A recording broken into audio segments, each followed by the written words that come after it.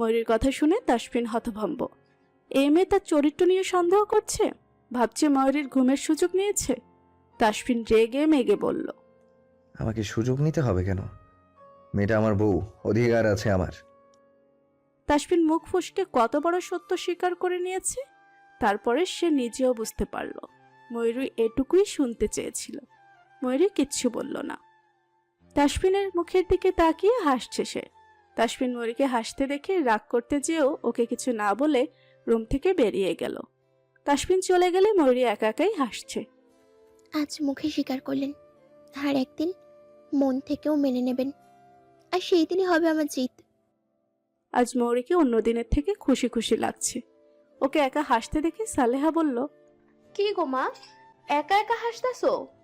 কারণ কি? কারণ কিছু একটা ঘটেছে খালা। বাবার সাথে সবকিছু ঠিকঠাক হয়ে গেছে? ময়ূরী একটা দীর্ঘ শ্বাস ফেলে বলল, না গো খালা, সে এখনো অনেক দেরি। আর বেশি দেরি নাই। পুরুষ মানুষ যতই কঠিন হোক, মাইয়া মানুষের ভালোবাসার সামনে বেশিক্ষণ টিকতে পারে না। বাবাও পারবো না। দেখো না, এখন থেকেই কেমন তোমারে আগে পিছে ঘুরে।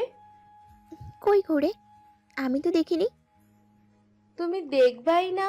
ওই দিন তুমি আরিয়ান বাবার সাথে বাগানে হাঁটতেছিল না? সেই দিন বাবা কিন্তু তোমাদের একসাথে দেখছে। আমার সামনেই কফি ফেলে দিছে। আসলে তোমারে আরিয়ান বাবার সাথে দেখে রাগ করছে। এই রাগ কই থেকে আসে জানো? ভালোবাসা থেকে। ময়ূরী কপাল কুঁচকে ঠোঁট কামড়ে ধরে সালেহা খালার কথা শুনছে। আরিয়ানের সাথে তাকে দেখে তাসফিন জেলাস হচ্ছিল। সত্যি? তাহলে তো তাসফিনের জেলাসি আরো বাড়িয়ে দিতে হয়। আজ অনেকদিন পর তারেক চৌধুরী বাড়ি আছেন এবং পরিবারের সবার সাথে খেতে বসেছেন।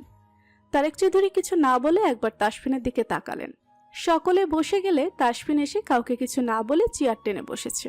ছেলের মাঝে এটুকু পরিবর্তন দেখেও তিনি খুশি হয়েছেন।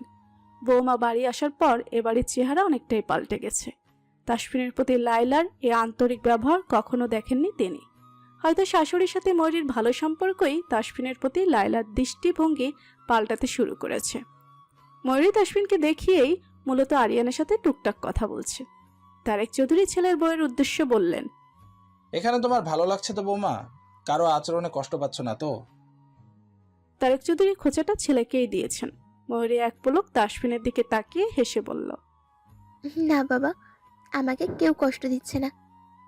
দেখো বৌমা, এটা কিন্তু এখন তোমার বাড়ি। কেউ তোমাকে কষ্ট দিলে তুমি আমাকে বলবে, আমি তার ব্যবস্থা করব। খাবার টেবিলে সালিশ বসা হয় জানলে প্রথমেই উঠে যেতাম। তাসফিন কাউকে নির্দিষ্ট করে বলেনি। তারপরও তারেক চৌধুরী বললেন, সালিশটা তো তোমার বসেনি, তাহলে তোমারও নিশ্চয়ই কোনো সমস্যা হবার কথা না। মানুষ খাওয়ার সময় অন্তত শান্তি চায়। এ বাড়িতে অশান্তি তৈরি করার মতো একজনই আছে। বাবার কথা শুনে আরিয়ান হেসে ফেলল। লায়লাও ঠোঁট টিপে হাসল।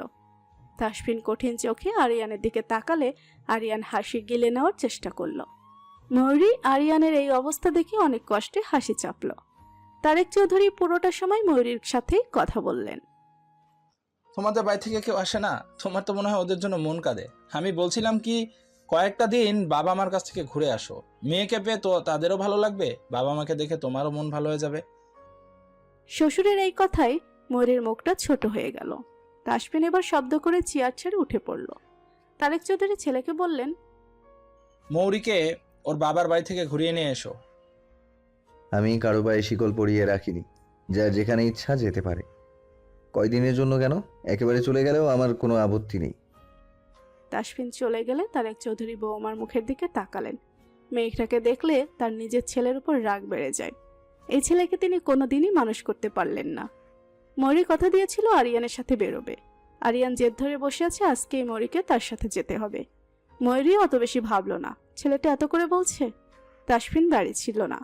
ময়ূরী তাসফিনকে না জানিয়েই আরিয়ানের সাথে বেরিয়ে গেল। আরিয়ান ছেলেটাকে প্রথম দিকে ময়ূরীর সুবিধার মনে হয়নি, কেমন সন্দেহজনক লেগেছে। রহস্য করে কথা বলতো, কিন্তু আস্তে আস্তে আরিয়ানের আচরণে ময়ূরীর ধারণা পাল্টে গেছে। ছেলেটা খারাপ না। ভাইয়ের সাথে সম্পর্ক ভালো না হলেও ময়ূরীকে নিজের বলেই মানে। তাই তো এত করে বলার পরেও ময়ূরী আরিয়ানের কথা ফেলতে পারল না। আরিয়ান প্রথমে ময়ূরীকে শপিং মলে নিয়ে এসেছে। হ্যাঁ, তোমার যা খুশি নিতে পারো, সময় কিন্তু 1 ঘন্টা। এই 1 ঘন্টায় তুমি পুরো মল খালি করে ফেললেও আমি কিছু বলবো না। কিসের খুশিতেই অফার? তুমি আমার সাথে এসেছো, এর থেকে বড় কোনো খুশির কারণ লাগবে?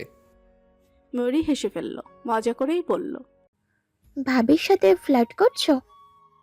আফসোস, ভাবি হওয়ার আগে কেন তোমার সাথে দেখা হলো না? তোমার ভাইয়ের কপাল ভালো এর জন্য। হুম, কিন্তু সে তো তোমার মূল্য দিচ্ছে না, পেয়ে গিয়ে অবহেলা করছে। এখন অবহেলা করছে, কিন্তু একটা সময় এটার জন্য সে আফসোস করবে, কিন্তু তখন আর কাজ হবে না। ময়ূরী কোনো কিছুই পছন্দ করতে পারল না। সে ঘুরে ঘুরে দেখছে তো ঠিক, কিন্তু কিছুই ভালো লাগছে না। আরিয়ান ময়ূরীর পেছনে ঘুরতে ঘুরতে হতাশ হয়ে বলল, বুঝেছি, আর ঘুরতে হবে না, তুমি দাঁড়াও, আমি যা পছন্দ করব তাই নিবে। ময়ূরী দাঁড়িয়ে আছে, হঠাৎ পেছন থেকে কেউ তার চোখ চেপে ধরল। ময়ূরী মানুষটার হাত ধরেও বুঝতে পারল না এটাকে। আরিয়ান মেয়েটাকে দেখছে, ময়ূরীর চেনা কেউ। কে? আমি চিনতে পারছি না। মেয়েটা মুখে হাসি নিয়ে বলল, না চিনলে চোখও ছাড়বো না। কণ্ঠ শুনে ময়ূরী খুশিতে আত্মহারা হয়ে বলল, ফাইজা, তুই? শয়তান মেয়ে, চোখ ছাড়। ফাইজা ময়ূরীর চোখের উপর থেকে হাত সরিয়ে নিল। ময়ূরী পেছন ফিরে ফাইজাকে জড়িয়ে ধরে বলল, কেমন আছিস তুই? ফাইজা ময়ূরীকে এখানে আশা করেনি। অপ্রত্যাশিত এই দেখায় ফাইজা খুশি প্রকাশ করার উপায় পাচ্ছে না। সে ময়ূরীকে ছাড়ছেই না। আমি ভালো আছি, তুমি কেমন আছো আপু? কতদিন পরে তোমাকে দেখলাম, তুমি এমন কেন? আমাদের এক্কেবারে ভুলে গেলে? ময়ূরী ফাইজাকে ছাড়িয়ে বলল। ভুলিনি। ফাইজা মন খারাপ করে বলল, ভুলোনি, আবার মনেও রাখোনি। তুমি অনেক বাজে, তোমার সাথে আর কথাই বলবো না। আরিয়ান দুই বোনের মাঝে বাইরের মানুষ হয়ে গেল। সে এখানে আছে তা হয়তো কারো মনেই নেই।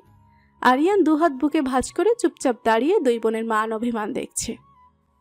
একা এসেছিস? বান্ধবীর সাথে এসেছি। তুমি কার সাথে এসেছো?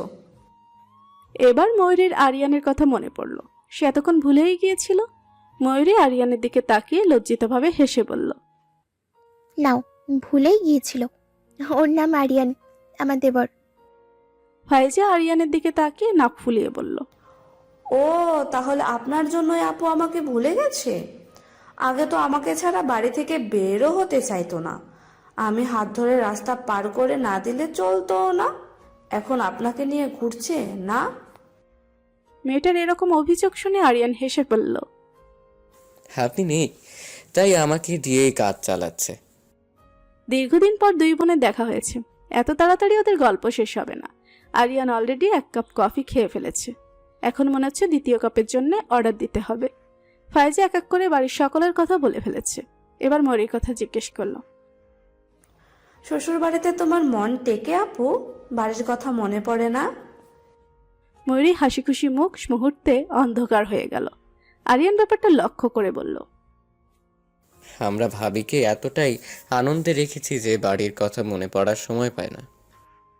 আরিয়ানের কথা শুনে ফাইজা তেতে উঠে বলল, আপনি আমার আর আপুর মাঝে কথা বলছেন কেন? ময়ূরী ফাইজাকে চোখ রাঙিয়ে বলল। কেমন ভাবে কথা বলছিস তুই? আরিয়ান ফাইজার কথাতে কিছু মনে করছে না। হাঁটুর বয়সী একটা মেয়ে, এই মেয়ের সাথে রাগ করার কোনো মানে নেই। বরং মেয়েটার কাট কাট কথা বলার ধরন মজাই লাগছে। সে হাসি মুখে বলল, হ্যাঁ, কারণ আপনার আপু এখন আমার ভাবি। কচুর ভাবি, আপনার ভাইকে দেখেছি, রাম ছাগল একটা। ময়ূরী কঠিন গলায় ধমক দিয়ে বলল। ফাইজা। তাসফিনের উপর মেয়েটার প্রচুর রাগ বোঝা যাচ্ছে। আরিয়ান নিজেও ফাইজার সাথে সুর মিলিয়ে বলল, হ্যাঁ ঠিকই, শুধু কি রাম ছাগল, গাধা বেকুব সব। ফাইজা মনে করেছিল এই লোকটাও তার ভাইয়ের মতোই হবে। দুই ভাই শয়তান, কিন্তু ছেলেটা মনে হচ্ছে তার ভাইয়ের মতো না।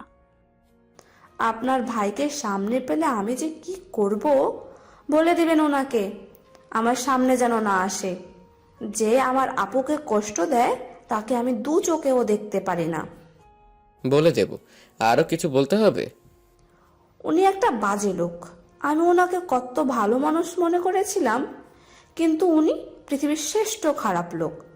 আপনি কি আপনার ভাইয়ের মতোই? হ্যাঁ, মোটেও না, আমরা দুজন দুই মেরুর। এটাই ভালো। আপনি কিন্তু আমার আপুর খেয়াল রাখবেন। আপনাদের বাড়িতে আমার আপুর অযত্ন হলে আমি কিন্তু আপনাকে ছাড়বো না। আচ্ছা, ধরে রাখেন। ময়ূরীকে ছেড়ে যেতে ইচ্ছে না করলেও ফাইজার যেতে হলো, কারণ বাড়ি থেকে অনেক আগে বের হয়েছে। বেশি দেরি হলে আবার সবাই টেনশন শুরু করে দিবে। ফাইজা চলে গেলে ময়ূরীর মনটাও খারাপ হয়ে গেল। আরিয়ান তাকে আরও কোথাও নিয়ে যেতে চাইলে ময়ূরী বলল,